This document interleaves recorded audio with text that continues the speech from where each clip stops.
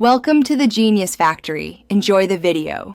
You start by readying both the base and rover, plug in antennas and power supplies, and verify battery levels. Next, make sure your base receiver has a known, fixed survey coordinate. This establishes the correction reference. Once done, configure communication. Set the radio channel or cellular IP and the RTCM message set your rover expects. Finally, upload the latest almanac and firmware, so both units track the same satellite constellation accurately.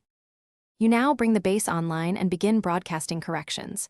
Choose a stable output rate, 1 Hz or higher for dynamic work. Then, move the rover into its working area and lock onto the base stream. Monitor RSSI, packet loss, and latency to ensure reliable reception. While watching the receiver's decoded RTCM messages, check antenna status and satellite geometry. If you see dropped messages or poor geometry, reorient antennas or reduce obstructions to improve fix convergence. You should wait for a solid fix solution. Watch ambiguity resolution flags and PDOT values. This yields centimeter-level accuracy.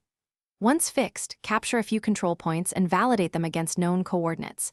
If systematic offsets appear, apply calibration or shift in post-processing.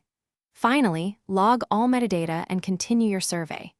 If something goes wrong, first reboot the base and rover, reconfirm the coordinate datum, and inspect connectors and antenna placement. Most link failures resolve with those checks.